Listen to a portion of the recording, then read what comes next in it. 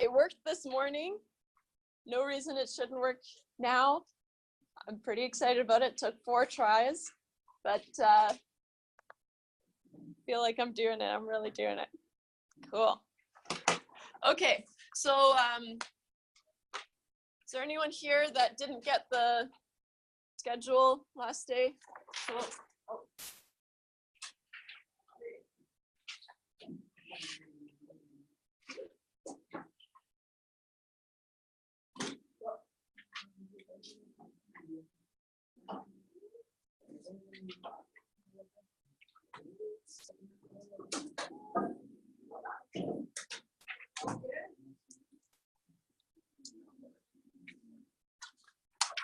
Okay. Okay, great. Only have 1 left. That's perfect. So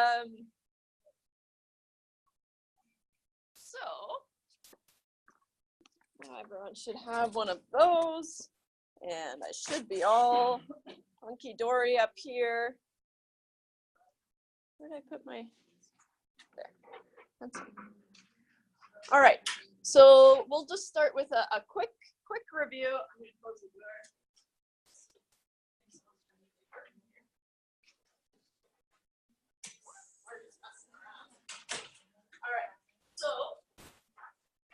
Just some quick review of what we did last day. It was just on Monday, so it should be kind of fresh, right?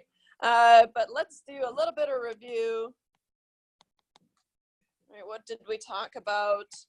Well, we went through kind of the basics of math, right? We talked about bed mass. We talked about, well, let's just make a note here, bed mass.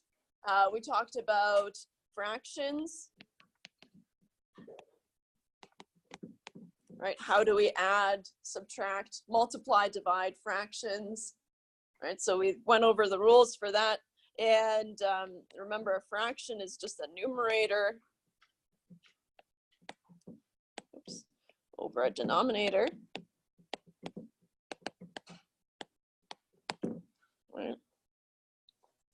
So like I said, this week is going to be kind of getting everyone on the same page. So if you've done a lot of math, or if you feel really good about it, then just sit back and relax. And if it's a little bit stickier, then maybe pay a little bit more attention. Okay, but I just want everyone to be on the same page for when we actually start working with this stuff. Okay, so today we're going to start in section 1.4. which is on expanding and factoring.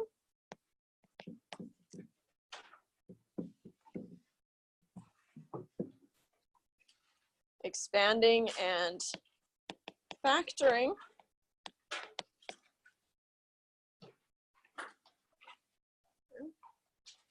We'll start with expanding, right? That's when we have something multiplying something in brackets usually. Right, and then we pull the outside coefficient inside. So expanding is when we have something like, we have A times B plus C, for example. Right. So to expand this, meaning to break out the brackets and ditch them, right, we have to take A times B plus A times C.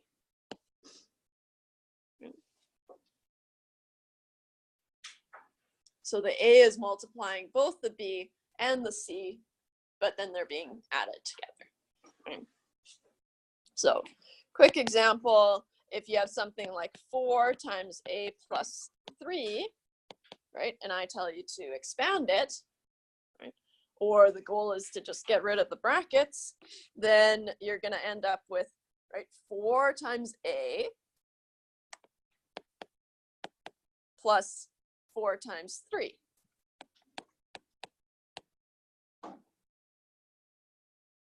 So I'm going to move more towards denoting multiplication by just using brackets, right? So 4 bracket 3, multiplication, 4 times the variable A, right? a number just beside a variable just means they're being multiplied together. Right? And so 4 times 3, we can simplify a little bit. So we have 4a, that's as simple as it can be. But 4 times 3, we can just write 12. Right? So now we've gotten rid of all the brackets, and it's simplified. Okay. So then we can talk about factoring.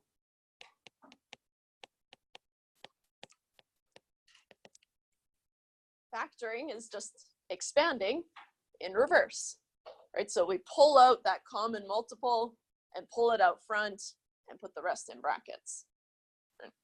So it's factoring is expanding in reverse, essentially.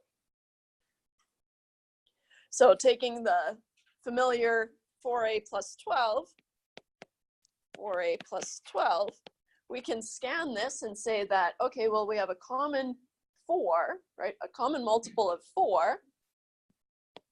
So we can pull that out front. And then in brackets, we put what 4 is multiplying. So a, and then plus 3. Okay. So pull out the common multiple of 4. Okay.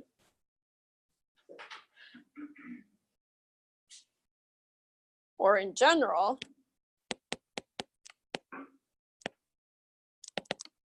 pull out the highest common multiple, right? Pull out the highest common multiple.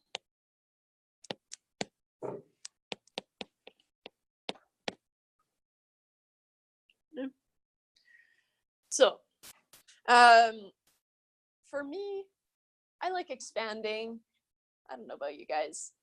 When it comes to factoring, sometimes I have a hard time seeing the common multiple, or it's just not popping out at me. We're not going to do anything tricky, right? So it'll always be pretty obvious what you need to do to factor things out. And with practice, you'll see it even more. But if I've factored something, I always like to just double check. So I just expand it quickly to make sure that I actually get what I started with, right? So that I've factored properly. Okay. So whenever I have factored something,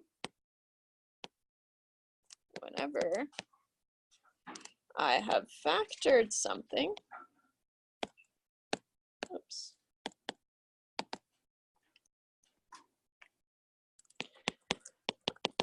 I like to expand it to make sure I get back to where I started. Back to where I started. Okay.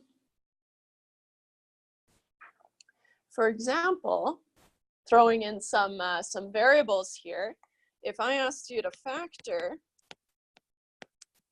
capital P plus PRT.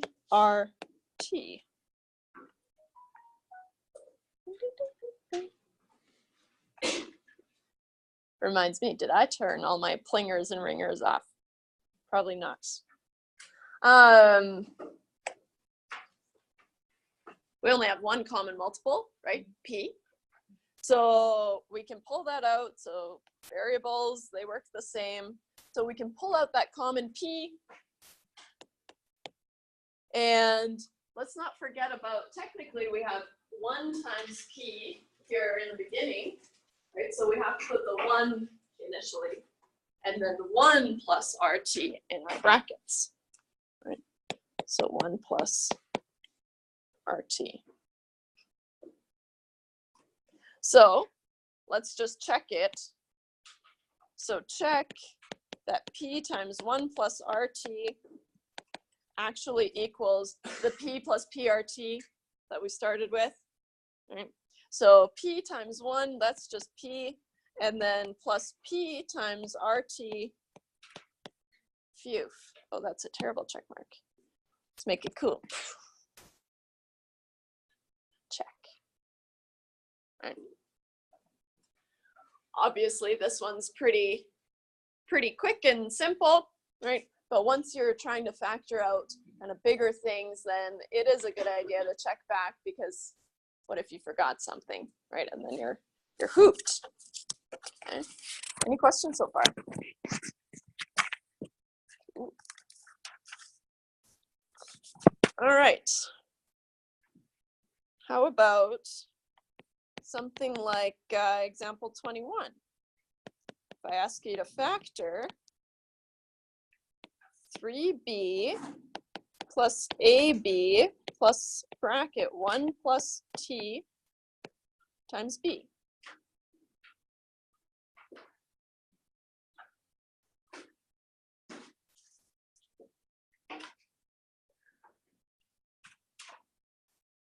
So we check it here and we see that, okay, well, we have a common multiple and the only one that I can find is b, right? But b is a common multiple in all of these terms, right? So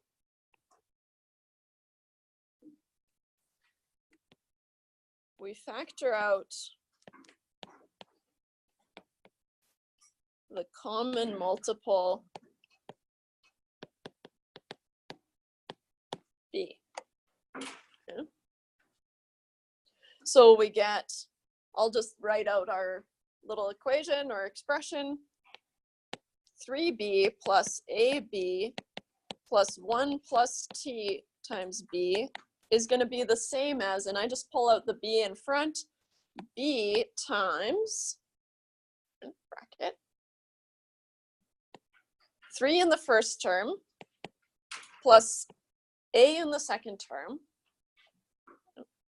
plus, and I'll just put the 1 plus t, I'll just keep it in brackets.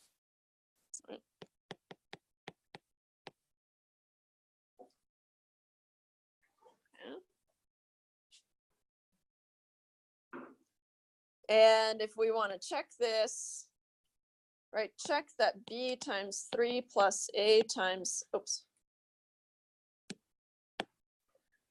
sorry, a plus 1 plus t actually equals what we started with, right? It's not that far-fetched, but let's just do it anyways. It makes b times 3 plus b times a plus b times 1 plus t. And if you rearrange those terms, right, multiplication you can do in any order, right? So b times 3 is the same as 3 times b, right? And so if we just switcheroo these terms and put the b's in the end, then you have the exact same thing. Okay. So here,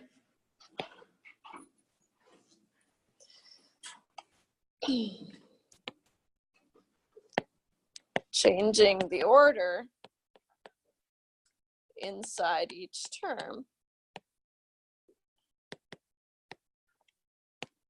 we see we are back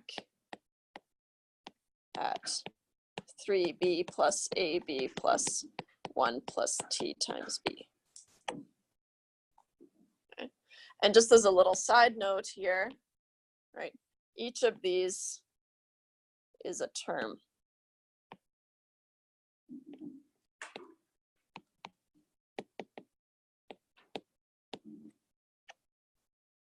Yeah.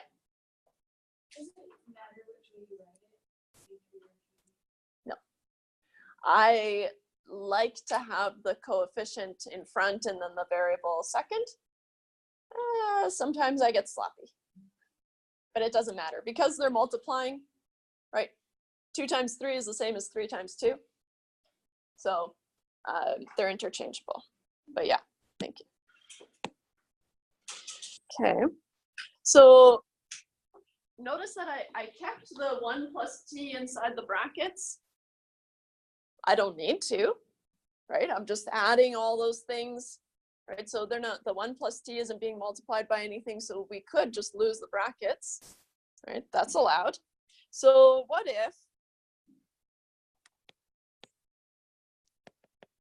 what if we didn't keep the brackets around 1 plus t, right?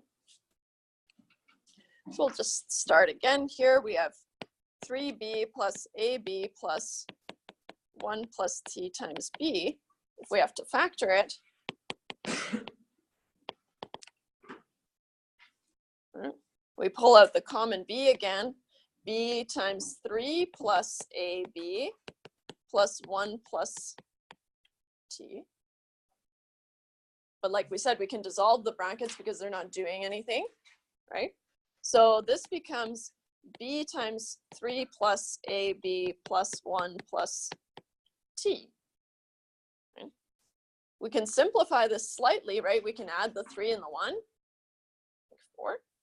So we get b times 3, oh, sorry, times 4 plus ab plus t. Right? Can you take Yeah. that B out? Oh, thank you. Thank you, thank you. Done.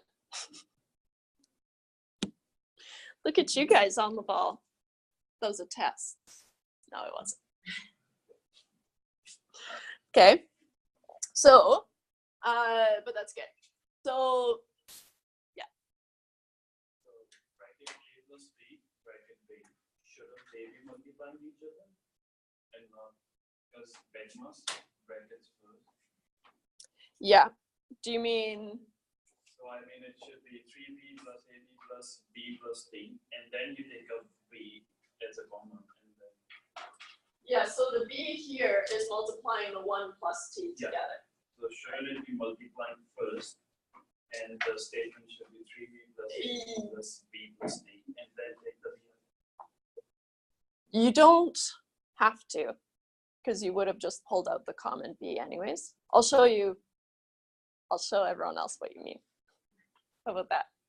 Okay, so here we're going to expand this to make sure that we get back to the original equation, right? So expand to check.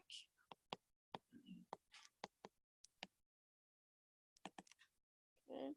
So b times 4 plus a plus t becomes, and I'm going to write them with the b on the end just because I like it better. So 4b plus ab plus tb, right? That's not really the same as, well, it is the same, but it doesn't look the same, right? So this doesn't look the same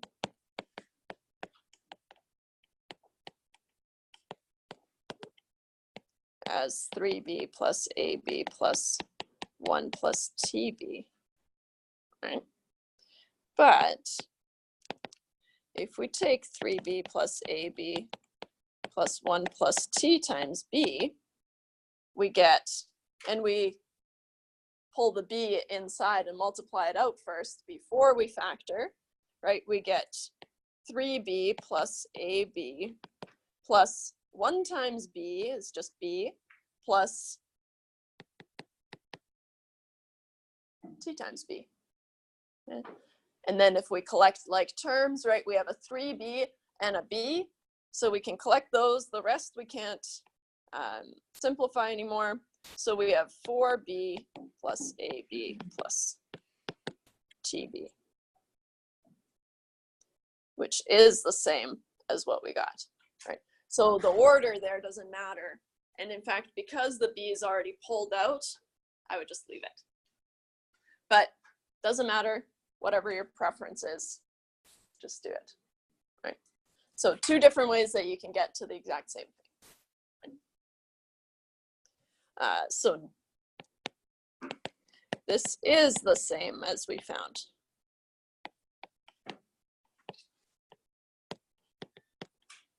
Woohoo. Any questions? Okay, cool.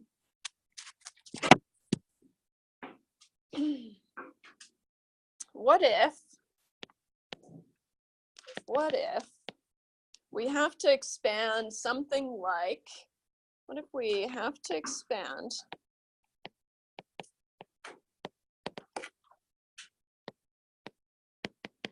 A plus B in brackets times C plus D in brackets?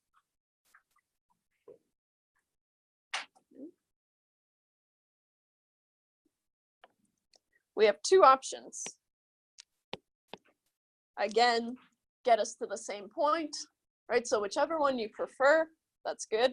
I have one that I prefer. I'll show you the one I don't like first, and then I'll show you the one I do like. And it's probably the one you'll use.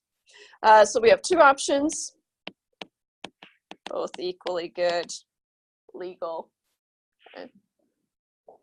Two options. So one would be just treating one of the brackets as if it were just one variable, right? Say the first bracket, A plus B, just as if it's its own entity, right? So A plus B times C plus A plus B times D, right? And then you could simplify in there, right?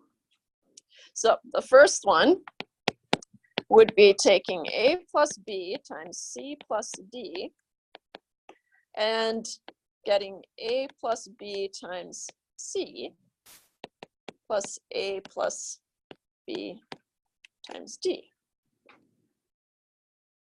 All right. Just treating A plus B as one thing. Okay. Now, another expansion, right? We pull the C and multiply it by the A plus B. So now we have AC plus BC plus AD plus AB. Thank you. Yeah, BD. Birthday. All right. So that's one way. Or the second way is, I don't know, they call it FOIL. First, outside, inside, last. That doesn't actually make sense to me. First, outside, but I know what to do. So as long as you know what to do, then you're good. Okay. So FOIL would take A plus B times C plus D. And I would take the first one, A, right? And multiply it by C. And then A times D. And so 1, 2, AC plus AD. Once I've exhausted all my A's being multiplied, then I take my B's multiplying. And so I have B times C. It's my third step. And then B times D, my fourth step.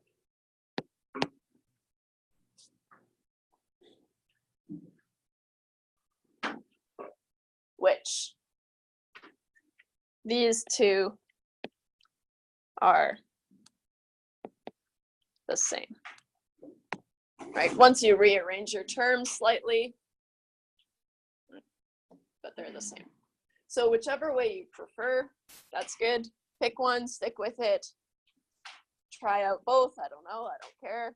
Right, as long as you're doing it properly. Okay. So, how about an example? Example 23. Expand and simplify something like x plus y times 3x plus y.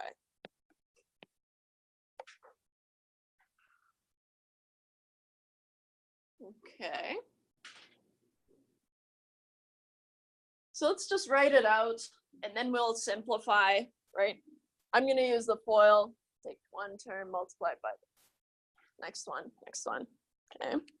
So I get x times 3x, and I'm just going to write it as I see them for now. X times 3x plus x times y plus y times 3x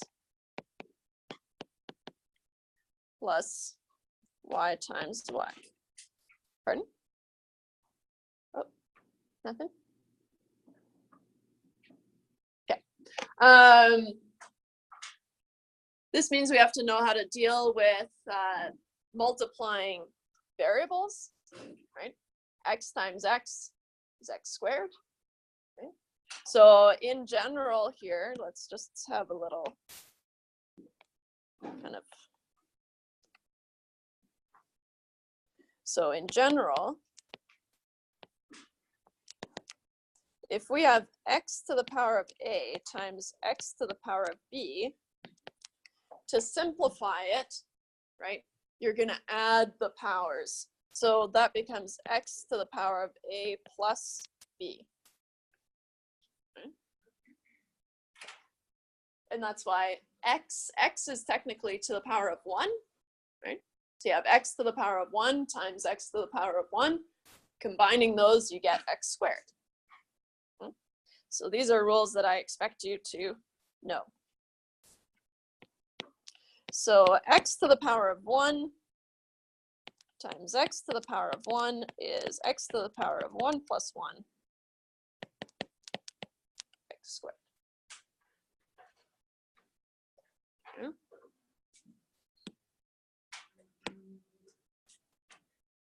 Okay. So to simplify, we keep going with our little problem here, right? We have x times 3, but nothing we can do about that. So we have 3x squared plus x times y, just there's nothing we can do there, right? It's just going to be x times y plus, I'm going to bump the 3 in front, right? I like to have my coefficients in front and my variables behind it, right? So I'm just going to rewrite this 3xy. If you want to do 3yx or y3x, keep it at that, that's fine. When you're multiplying, right, the order doesn't matter. Okay. And then plus y times y makes y squared. Okay. Here, we wouldn't really want to leave it because we have this xy plus 3xy that we can combine, right? We can combine those like terms. Okay. So these guys get combined to be 3x squared plus 4xy, right? 1xy plus 3xy makes 4xy plus y squared. And we talked about last day, we want to write them in order of descending powers, right? I've picked my x's to be the power that I'm sorting by, right? So I have my x squareds and then my x's and then no x's. Doesn't matter which one you choose. In fact, it doesn't really matter at all. It's just a neatness thing. Okay. Any questions about that one? Okay. So let's do another one. Just a quickie. Example 24. If I ask you to expand and simplify,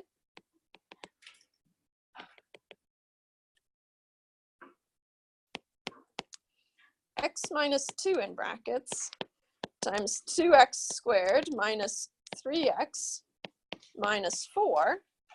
That's okay. Now we have more than 2 terms, but we've kind of seen it before, right? So just keep going. All right. So give that a go for just a minute or so. We'll go through it.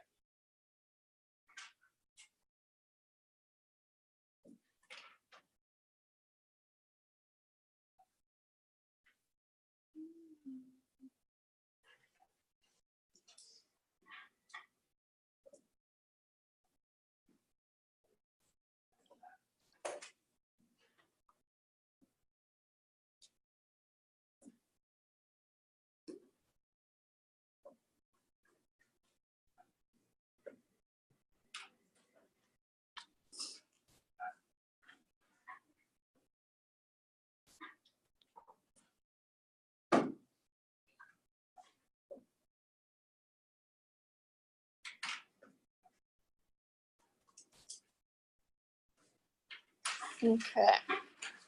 So, even if you're not quite done, we'll just start slowly. All right. Nothing to it but to do it, right, guys? So we'll start with the x, multiply it through. Okay. So we're going to get, and I'll just write it out as they come up, right? Because I don't want to miss anything. So I get x times 2x squared plus technically, but I'll just do the minus 3x times x, right? If you wanted to, you could write this as, oh, that's a nasty bit, x, so plus x times negative 3x. I just don't think that that's very nice, right? So that's why I changed the order there. Okay. And I'll probably do the same again. Okay, so minus 4 times x. Okay. I just want switching the order again to make it a little bit nicer. Okay. Subtracting is the same as adding a negative version of it, right? So no harm, no foul. And then we have the negative 2, so minus 2 times 2x squared minus 2 times negative 3x minus 2 times negative 4. Right? It's kind of kept going on the next line. Ran out of room. Okay. So let's simplify this a little bit because it's a little bit ugly. Right? So we have x times 2x squared is going to make 2x to the power of 3, right? Minus 3x squared minus 4x minus 4x squared.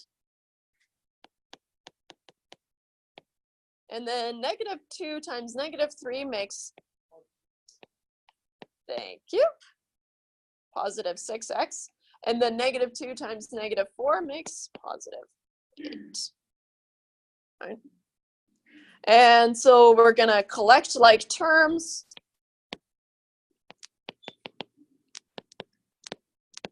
Because we see some x squareds in there that we can collect and some x's that we can collect. Right? So these guys go together and these guys go together. So rewriting this, we get 2x to the power of 3. And then I'll just put in brackets plus my common terms, right? Negative 3x squared minus 4x squared plus negative 4x plus 6x. And then don't forget the plus 8 on the end. It's easy to forget about that little guy. Okay. So now we have 2x to the 3 plus negative 3 minus 4. I guess it's not plus, it's minus, right? Minus 7x squared. And then negative 4 plus 6 puts us at positive 2x plus 8. Phew. We did it. Okay. So, kind of expect you to be comfortable navigating things like that. Okay. How about if I asked you to simplify? Oh, this is example 26 if you're so inclined. Simplify 3y divided by 1 plus 0.06 times 175 over 365.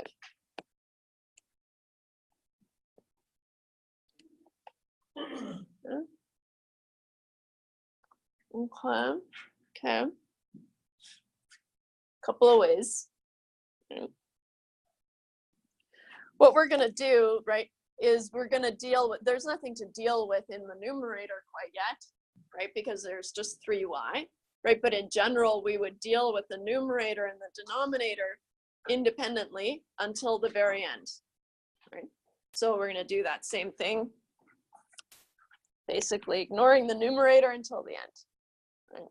But I'll just make a note here that we deal with the numerator and denominator independently. Oh, that didn't work. Independently until the final simplification.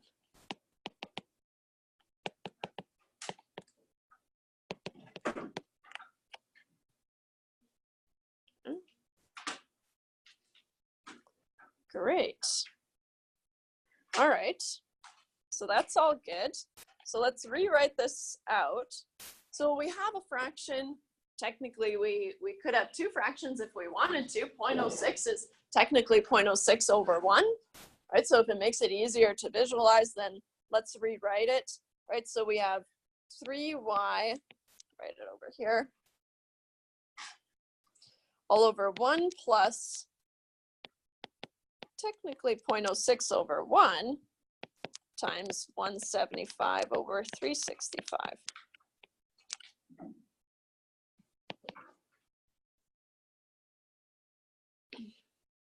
Okay. So then, now we know how to multiply fractions. Probably the easiest thing we can do with fractions, right? We just multiply straight across in the numerator and in the denominator. So we end up with 3y over 1 plus 0.06 times 175 up top, and technically 1 times 365 in the bottom.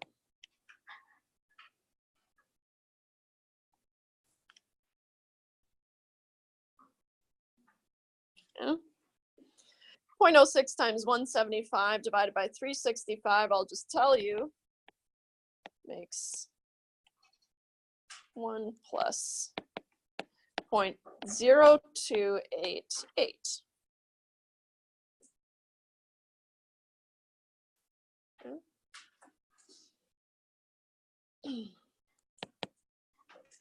So now we have 3y divided by 1 plus 0.0288, but we'll just write 1.0288.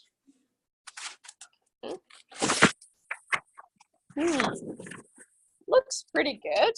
We can probably reduce it just a tad more. Sound like I dropped something, but I didn't. Okay, right, because we can simplify the 3 over 1.0288. Right? And so we get 2.916y. Right. So here, pulling out the y, right, lets us reduce the coefficient to a single term. Lets us reduce the coefficient to a single term. Now it's simplified. All right.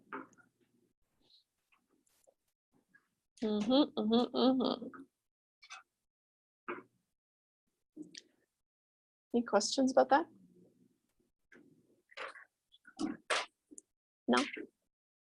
All right. 1.5. We're going to be solving systems of equations. Oops.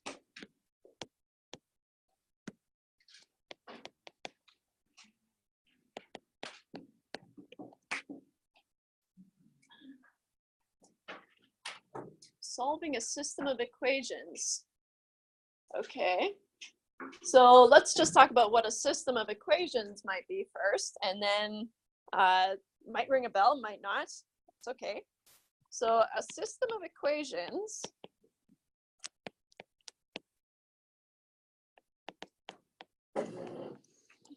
looks like something like 4x plus 2y equals 8, and 2x minus y equals 7.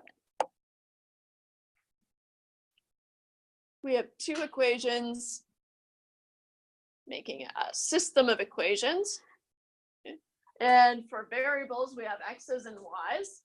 Right? In general, you need as many equations as you have unknowns. Right? So if you have two unknowns, right, x's and y's, you need to have at least two equations. Okay? So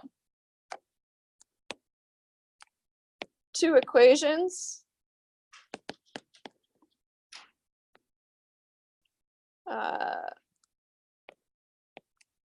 for two unknowns, right, x and y.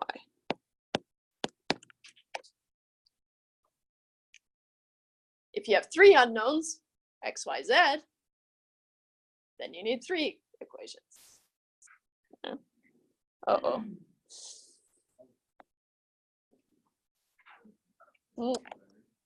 It's okay. It's okay. I think this one's okay now. I'm constantly fighting the battery. Everywhere. Feels like.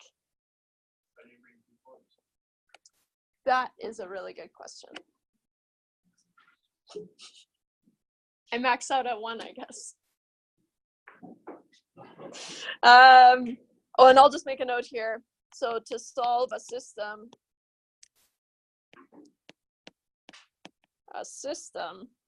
with 3 unknowns, right? A, B, C, or X, Y, Z.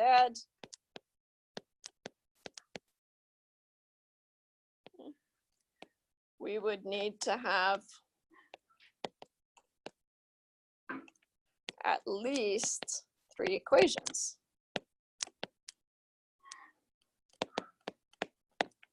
Otherwise, we can't solve it. So we have these equations, okay? And these equations in particular make straight lines. Do you guys remember y equals mx plus b, right? We could rearrange each of those in the form y equals mx plus b, right? And then it would make a straight line, right?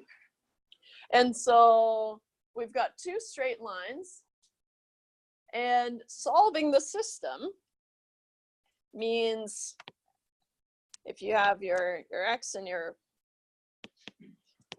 y axes, and you have your first line and then you have your second line,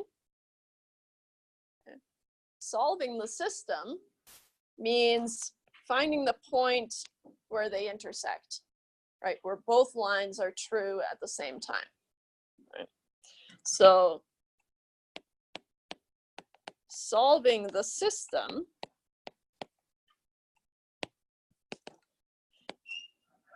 means finding the point of intersection.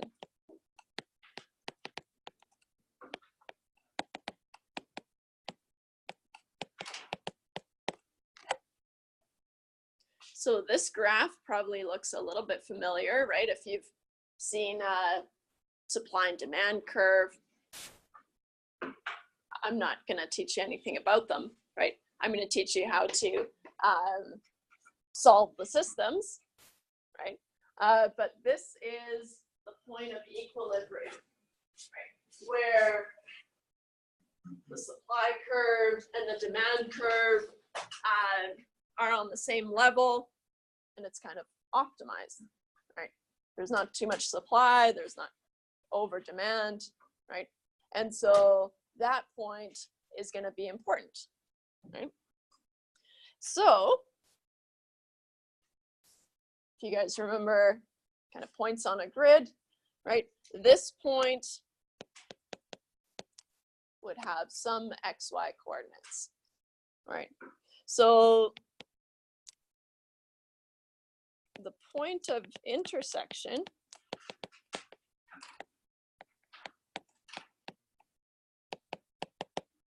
xy is the equilibrium point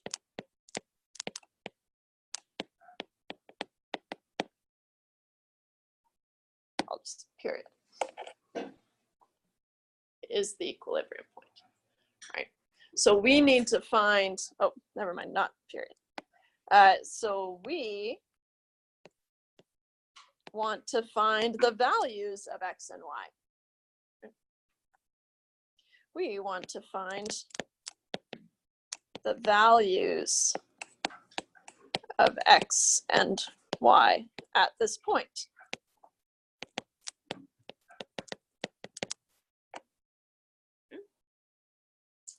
Great. Okay.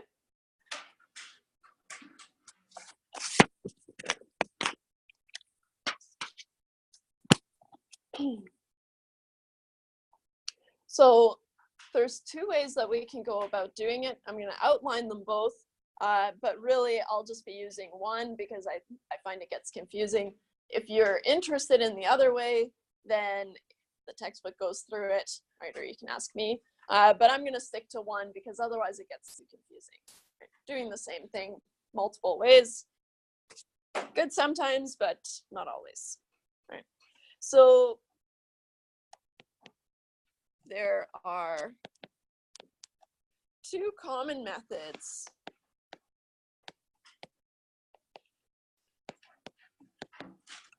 to solving systems of equations,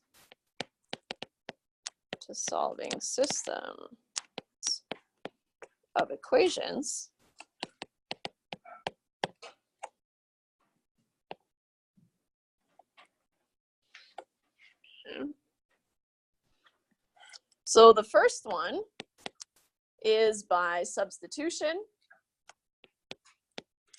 Oops. By substitution.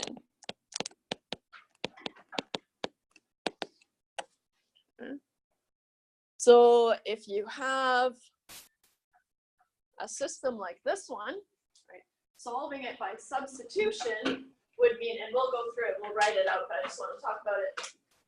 Solving it by substitution just means taking either one of these, right, whichever one looks easiest, solve it for one of the variables. Which one's kind of jumping out at me? Well, I'd probably pick solve for y in this one, right? So put the second equation in terms of y, and then I know that y equals something in terms of x. Right? Then I substitute that y in for this y up here. I can expand it out, and then I'll have a solution for x, and then I can substitute that x into my solution for y, and then I'm there. The other option is, and I don't like it as much, it's kind of prone to error. You take a multiple of one of these and subtract that multiple from the other one to try to eliminate one of the variables. For example, if I said, okay, I'm going to multiply this second equation by 2, right, then I get 4x minus 2y equals 14. Right? I always forget to multiply all the way through, so it's not the best for me. But then I would say, okay, now I have 4x of this one. If I take this equation minus this equation, right, that I multiply by 2, then I'm done with the x's, right? 4x minus 4x, now the x's are gone. Right? And then we would have 2y minus 2y. No.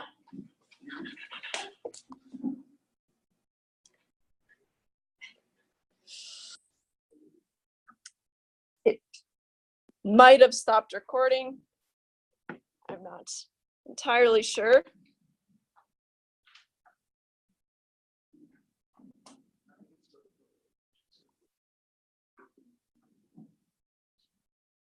Yeah.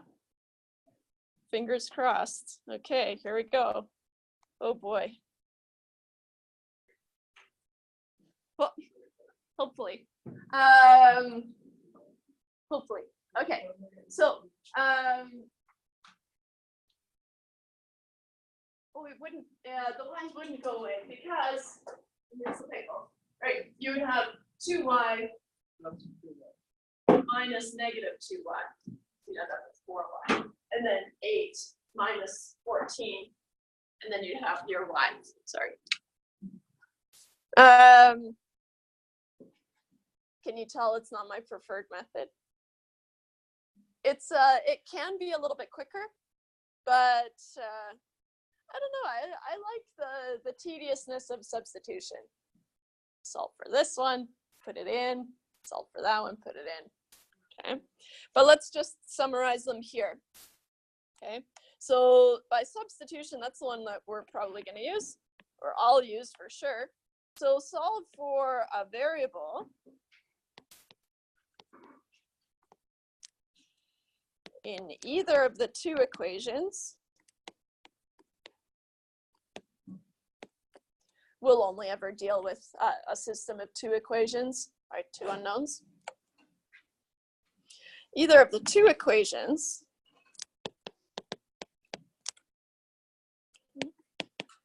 then substitute the results into the other equation, right? Doesn't matter which one you start with, as long as you substitute into the other one. Solve for the other variable, right? Whichever one you didn't solve for earlier, and then use the solution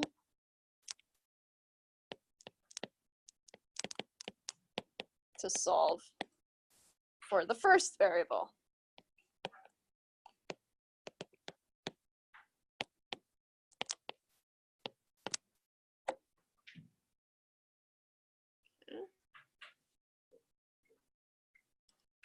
Our second option, right, was by elimination. Oh, sorry.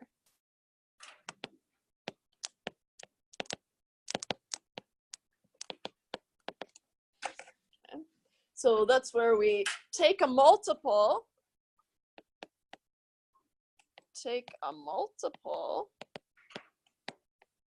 of one equation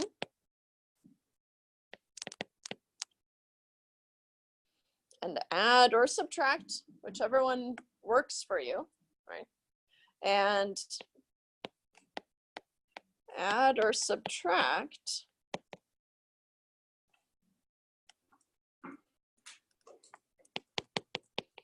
it to the other equation.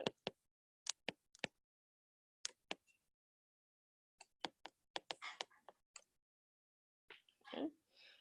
In order to eliminate one of the variables, right? That's the goal of the multiplication and the adding or subtracting. In order to eliminate one of the variables.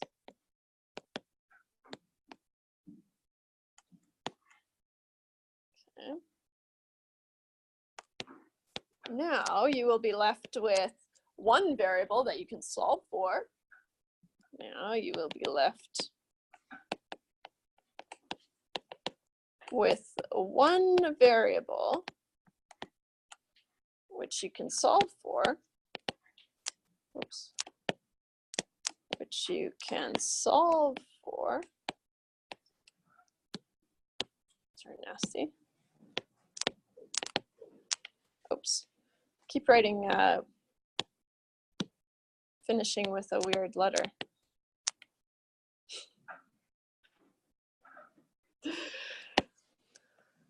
Then use that solution to solve for the second variable. Then use that solution to solve for the other variable.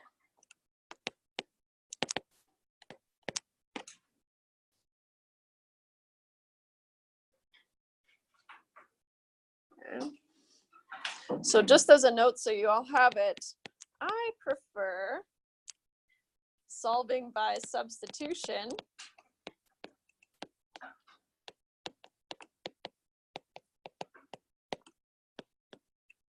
So this is the only method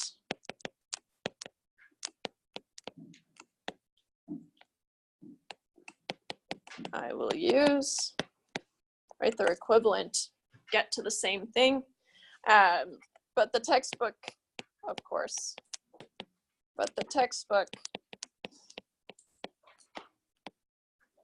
covers solving by elimination.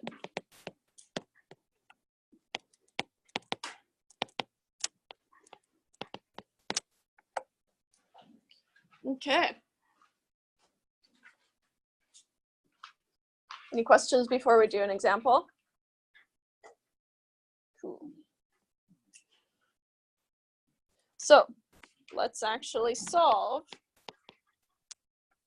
4x plus 2y equals 8 and 2x minus y equals 7.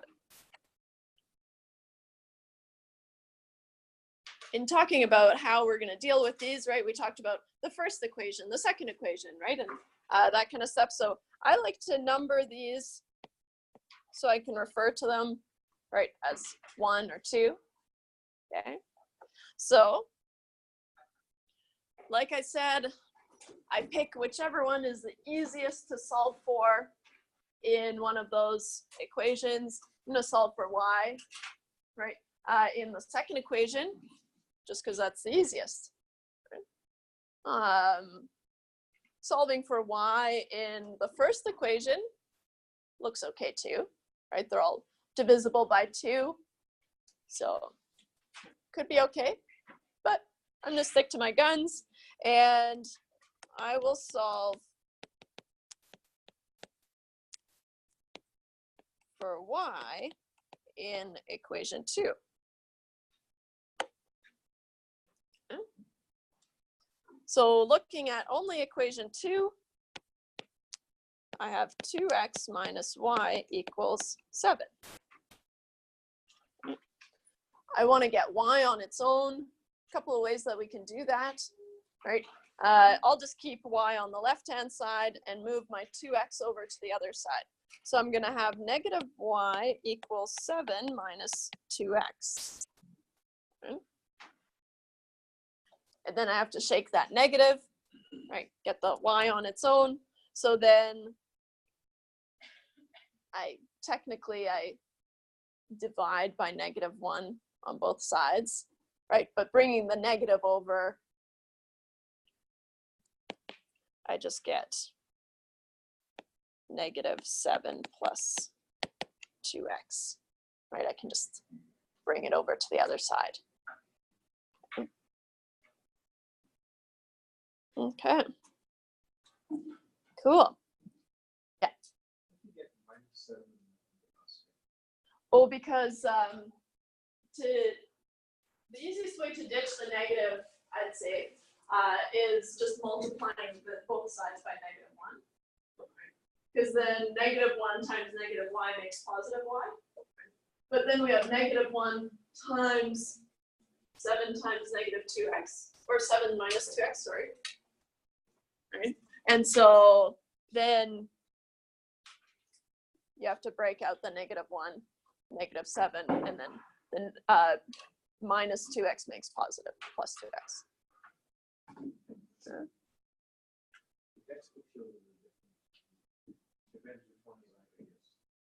Yeah, I'm being a little sloppy. So technically, it would be, this would get you to -1 times -y is -1 times 7 minus 2x. This becomes y, and then this becomes -1 times 7 is -7. -1 times -2x makes plus 2x.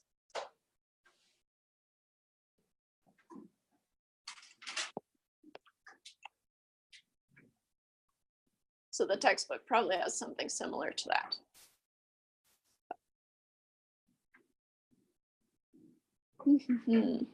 Any other questions? Cool. So we have y equals -7 plus 2x. Great. So that was out of equation 2, right? So we can't put it back into equation 2. That'll put us down a rabbit hole, right? We want to put it into equation 1. So now we're going to substitute y equals -7 plus 2x into equation 1.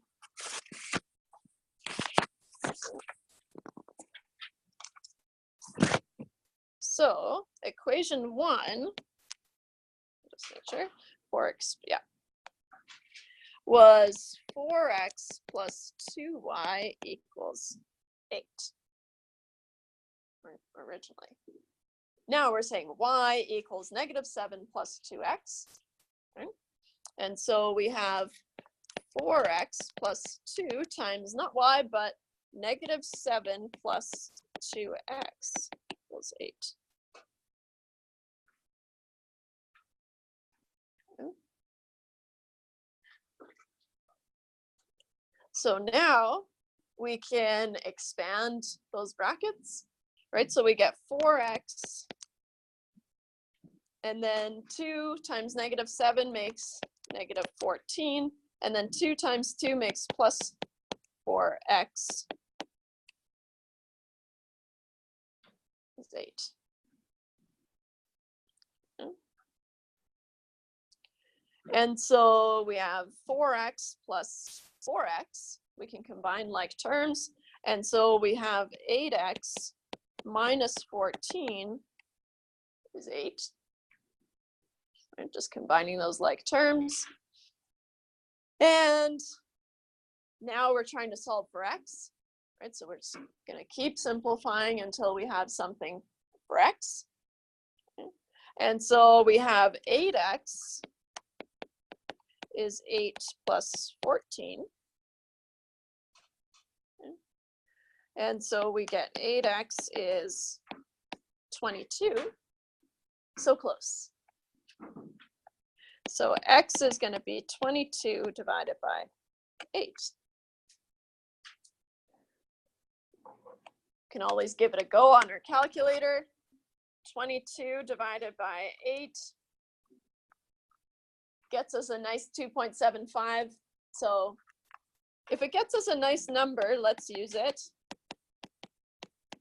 If it would require rounding, right, I wouldn't use it because you don't want to use less precise numbers. Okay? It's okay if you do, but just be careful. Okay. So if you had kind of a nastier number than a nice 2.75, so lots of decimal places, you'd have to use all those decimal places in your answer, right? You'd only have to write them out 2 or 3 decimal places, right? But use all your decimal places in your calculator. Great. So now we know x is 2.75. Okay. So now we're gonna use x equals 2.75 to solve for y.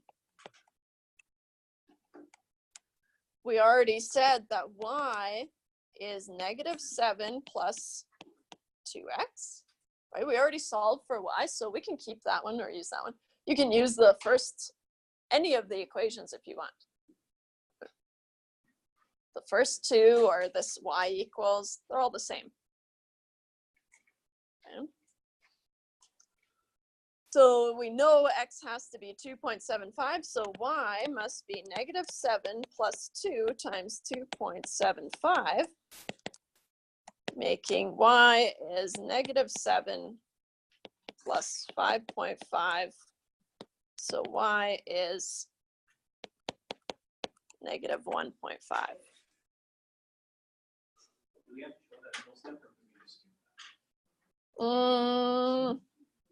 The -7 plus 5.5? Nah. You don't have to. Once you get to -7 plus 2 times 2.75. Got it. Cool. So therefore, the solution, to the system is x equal to 2.75 and y equal to -1.5. Neat. So that's the only point where these two lines will cross, right? So that's your point of equilibrium. Let's say a supply of 2.75 and a demand of -1.5. Doesn't really make sense, right? But we're just trying to work out the numbers, right? So, tempting because you did a lot of work, right? But we should probably check our system, right? Our solution, make sure that is actually true, right? So it's always a good idea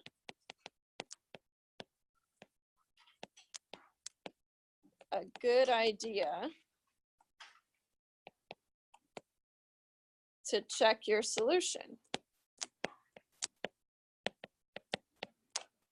right? Because initially we were told that, okay, the system was, I'm gonna just grab this. Okay. Oh.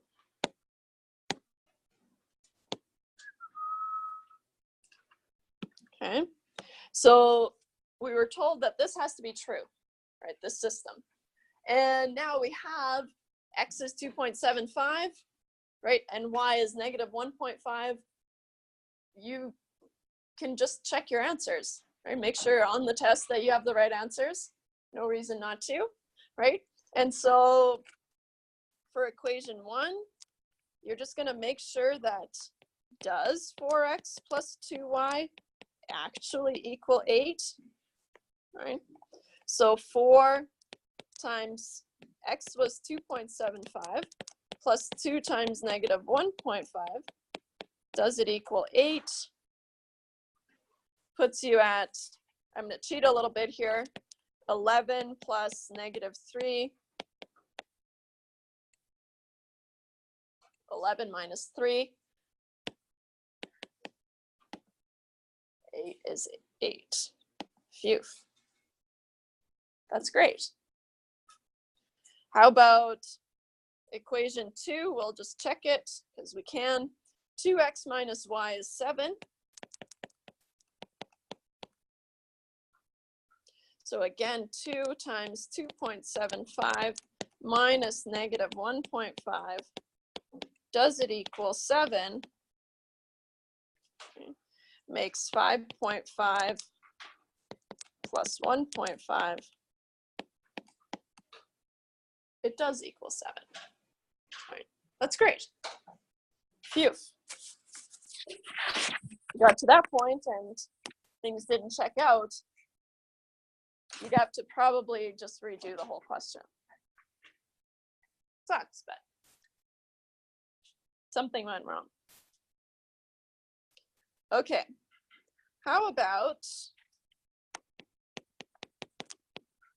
example 28? If I ask you to solve 2x plus y equals 4 and x plus 1/2 y equals 2.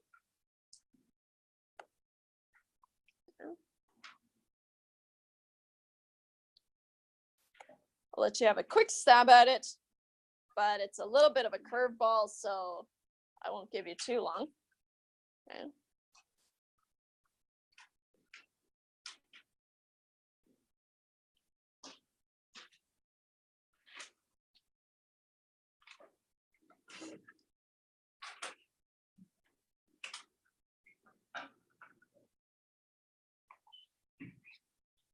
So I'm going to start by calling the first equation, equation 1, and the second equation, equation 2. Okay. And just looking here, what would I want to do? Let's solve for y in equation 1. X in equation 2 sounds good too, but I don't like dealing with fractions so much, so I just kind of avoid them. So let's solve for y in equation 1. Okay. So equation 1, we have, 2x plus y equals 4. Solving for y is a bit of a breeze here, right? We have y equals 4 minus 2x. Right? Cool. So now we can substitute y equals 4 minus 2x into equation 2. Okay. So substitute x, or sorry, not x. Y equals 4 minus 2x into equation 2.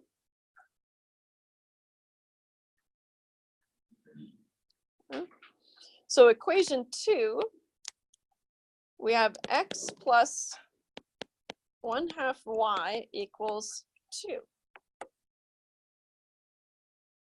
Substituting in for y, we get x plus 1/2 times 4 minus 2x is 2.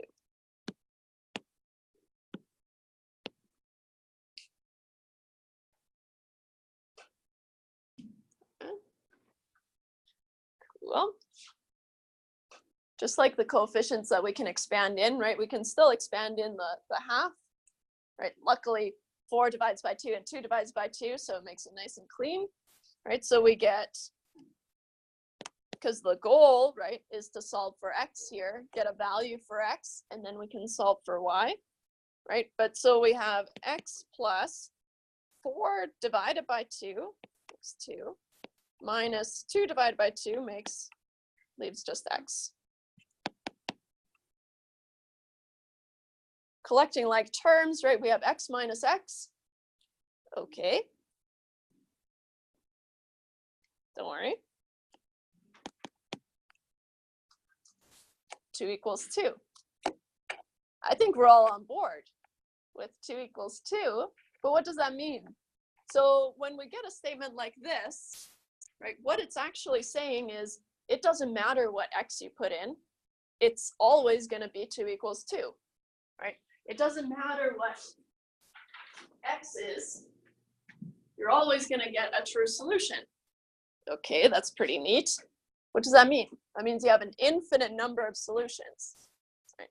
When you get to a statement at the end that doesn't depend on the variable, right, means you have an infinite number of solutions.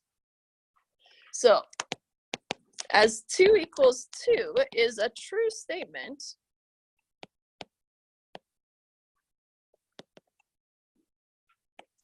that doesn't specify what x is,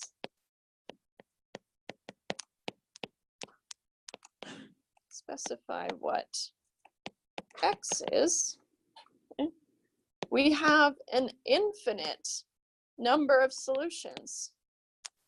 We have an infinite number of solutions.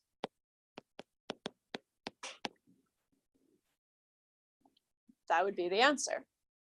Right? You get to that point, you can't solve for x, but that's okay. You can just look and say, okay, 2 equals 2, that's true. So I must have an infinite number of solutions. What if you got to a similar scenario and you got to the end and you got 4 equals 2 in the end? That's not as good, right? So when you get to the end, right, or hit a roadblock like we did here with the 2 equals 2, right, and you get a false statement, that means that there are no solutions to the system. Okay? So in a similar scenario,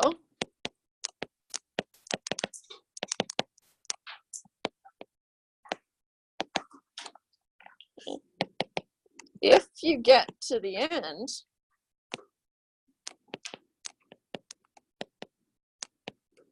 oops, I'll put the end in quotes, and find a false statement,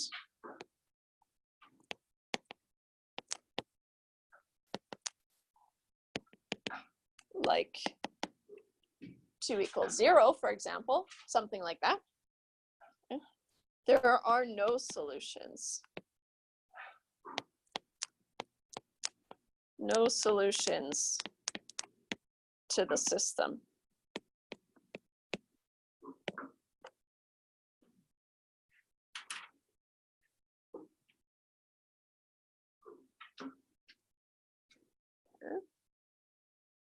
Cool. Any questions about that?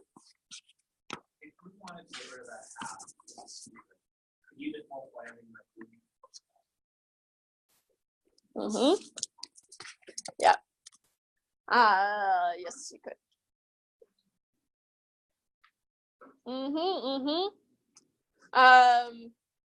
Any other questions? Because fractions are stupid. They are. I don't like them either. So we're not going to do any more examples because they take a while, but hopefully I've whet your appetite a little bit for solving systems of equations. We need to keep going into 1.6, but there are lots of practice questions in the textbook, right? We're not done yet. It sounds like everyone's kind of ready to go. We're not done. We got to talk taxes, proportions, percentages. I have you till 1 or 10 till 1, just so you know. Felt like I had to tell you. Okay, so like I said, do practice problems on solving systems of equations. It will be on the first test. It will be on the final. So worth practicing. And it's pretty fun. Once you get into the groove, solve for one, substitute it in, solve for the other, done. With the added bonus of being able to check your answers. So let's talk ratios, proportions, and percentages.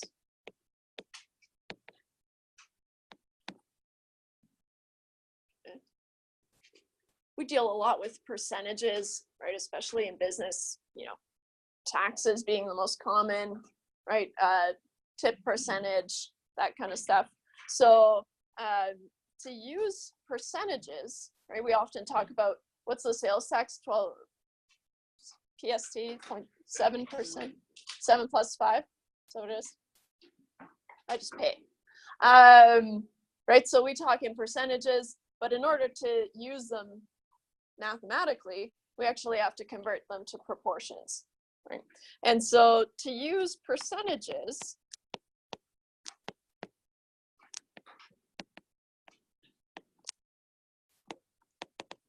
in calculations, we need to use the decimal form.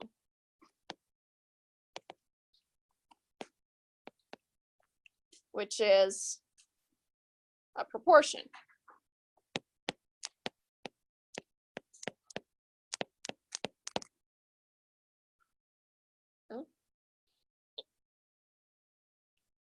So proportion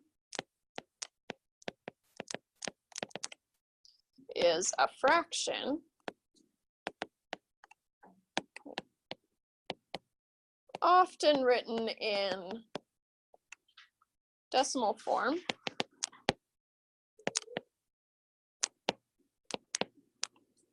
and takes on values between 0 and 1. And takes on values, between 0 and 1.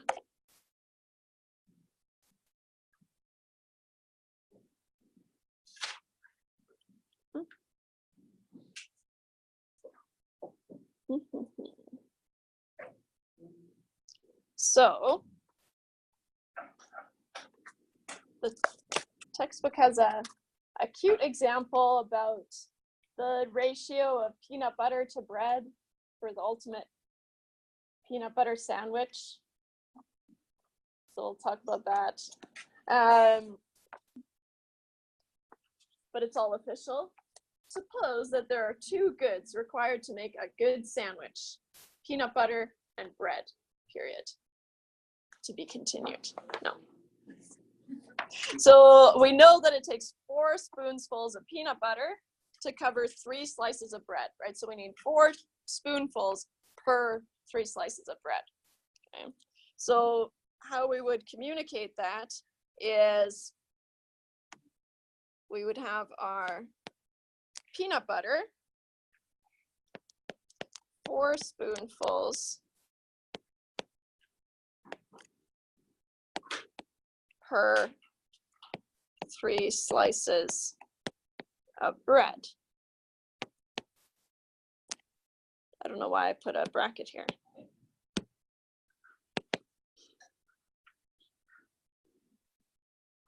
Okay. So now, let's say we have, what do they say, 75 slices of bread. With 75 slices of bread,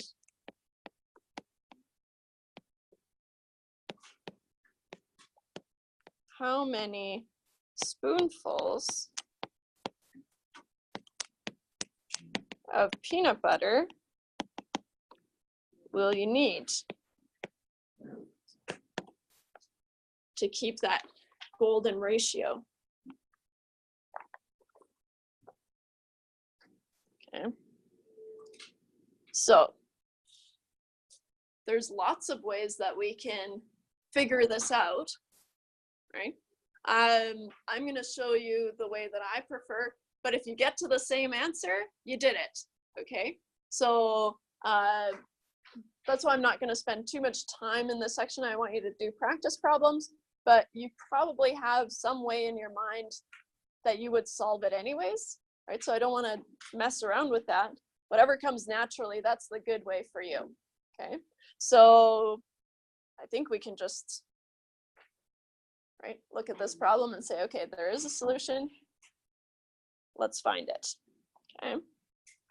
How I would do it is I would say, okay, we've got some amount of peanut butter per some number slices of bread, right? So I would say, okay, I'm going to write it out in general as peanut butter over how many slices of bread I have. Okay. And I'm told that the perfect ratio is 4 spoonfuls per 3 slices, right? Units don't matter as long as they're consistent across, right? Peanut butter is in spoonfuls, bread is in slices. Okay, that's fine. And then I would say, okay, how does that translate to if I want to have 75 slices of bread? Okay. Then I want to solve for this value here. I'll denote it by X. You could keep it as PB if you want. Okay. But solving for X would tell me how many spoonfuls I need for 75 slices. Okay. And so these are all equal to each other. So I can ignore the PB over B. That's not really telling me anything. And just focus my math on those two. So if I write them out kind of on their own here, 4 over 3 is the same as X over. I'm trying to get X on its own. I'm trying to solve for X, right? And so X is being divided by 75, which means I have to multiply both sides by 75. That's okay, right? So I get 75, times 4 over 3 is X. Okay. Shifting things around, right? I like to have my whatever I solved for on the left-hand side, so I just kind of do it in one fluid motion, right? But X turns out to be 100 spoonfuls. Okay. But like I said, there's lots of ways that you can solve this, and whatever comes naturally, that's the one you should stick with. Yeah. Oh. Yeah. Like I said, lots of different. Yeah. Any others? You just kind of did it in your head. That happens too, right? You don't really, it's hard to explain what you did, but you got there and hey, that's good too, right? So as long as you get to x is 100, you did it, okay? So let's talk about example 52. And now I want to try something quickly here because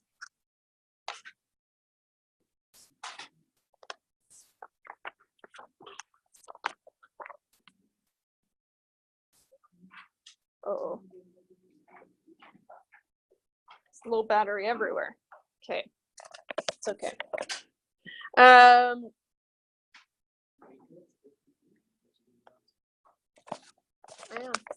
Like I said, there's a lot of stuff there that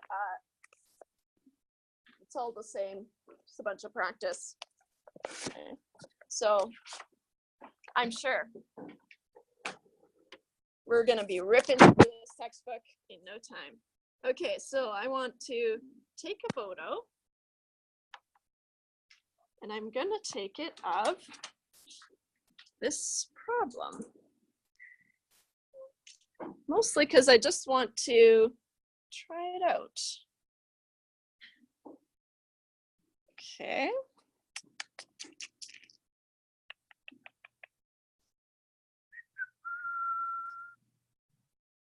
Zooming in on,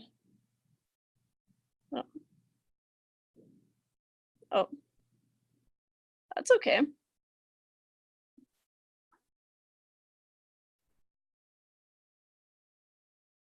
Sure.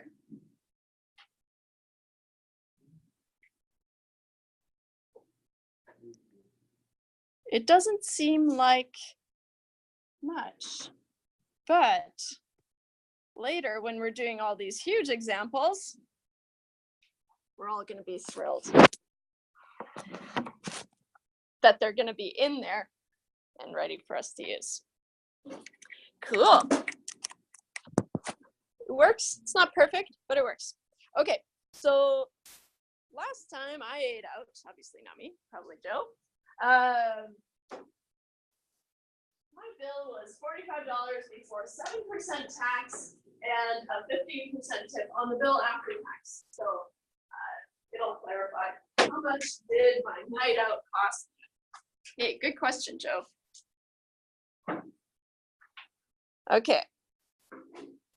So we've got kind of two components, right? We have our original bill, and then we have to pay taxes on it, and then we tip after tax, right? So we're going to work in two phases. Okay. So the cost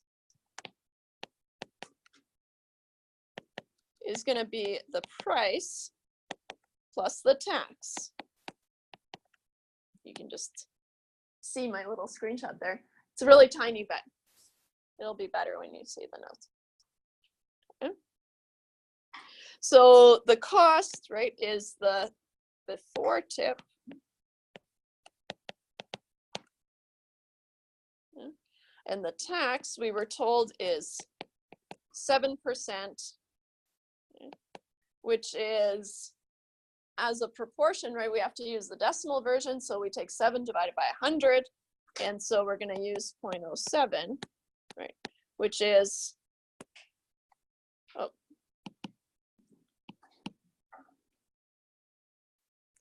which is just 7 divided by 100, in case you're not remembering. Okay.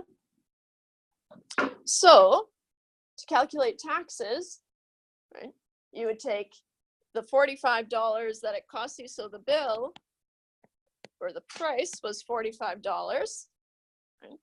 And then on that you have to pay taxes, which is 7% of $45, right? So we're going to take that 45 again and multiply it by 0.07. Okay. We have a common factor here, right, of 45. And so we get 45 times 1 plus 0.07. Or really, we would just do 45 times 1.07. So that's where that trick comes, where if you want to know what something costs after tax, right, total, you could figure out what the taxes are and then add it to the price, right? Or you can just take the price times 1 point, whatever you're paying in taxes, right? 12 or 7, or depending on what it is, right? And so that's where it's coming from, just the common factor that's being pulled out. And then you have the 1.07. Okay. And from here, we end up at 48.15. These are, of course, dollars, but like I said, I'm pretty lenient on the units. Okay. So that was the cost after tax, right? And then we're going to tip on that. So the total cost for the night out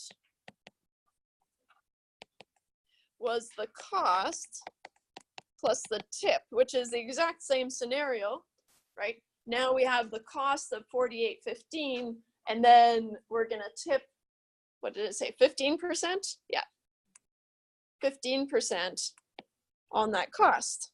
So exact same thing that we just did. So the cost is 48.15 plus 48.15 times 0.15.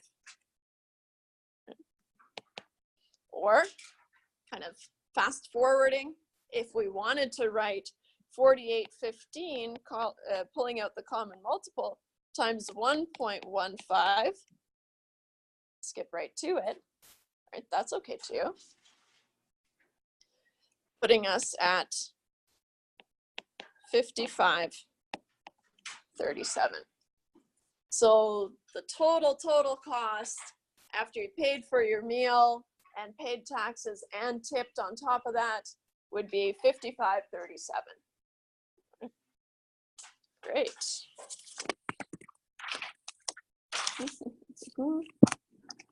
So example 53. Okay.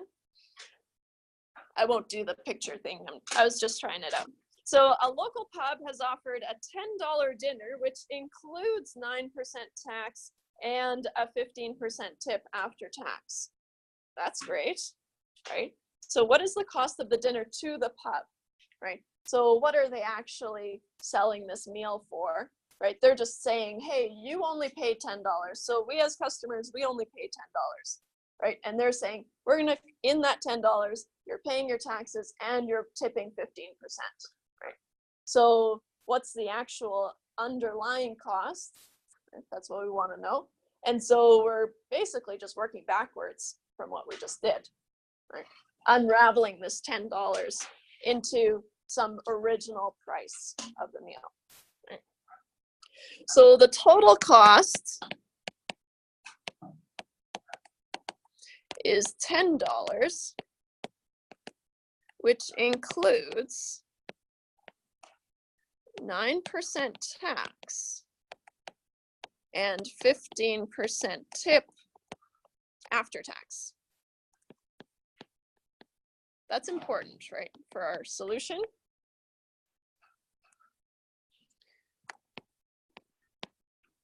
What is the original price?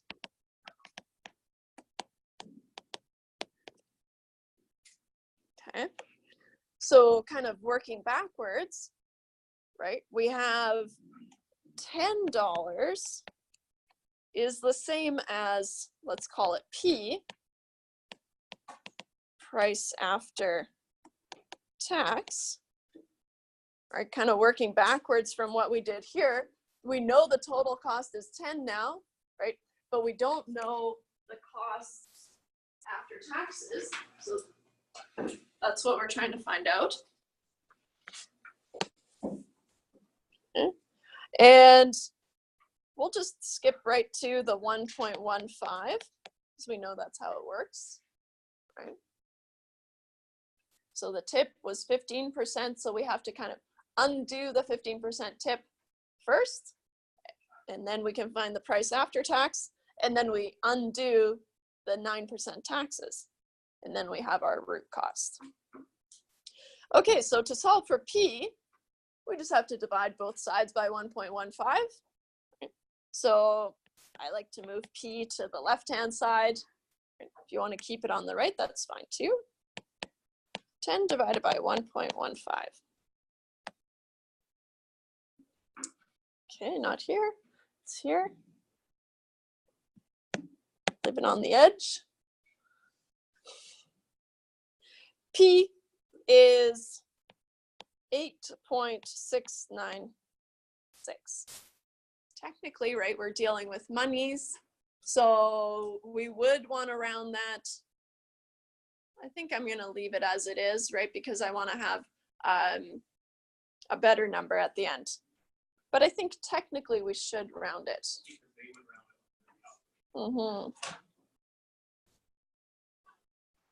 But in my cheat sheet, I didn't.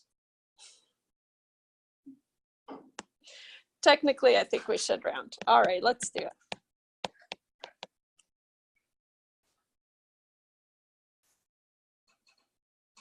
Okay.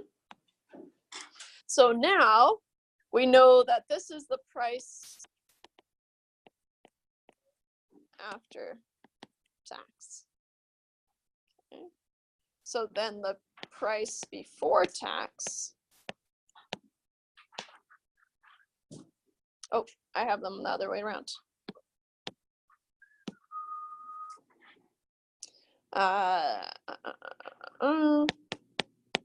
The price after tax is the price before tax times 1.09. Right, 9% taxes in this example. Okay.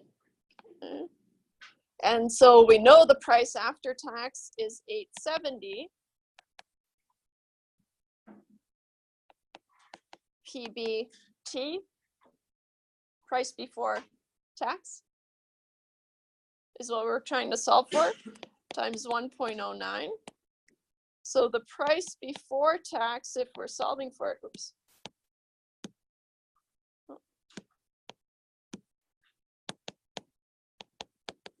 Would be 870 divided by 1.09. 870 divided by 1.09. Thank you. 7.98165, so no rounding necessary.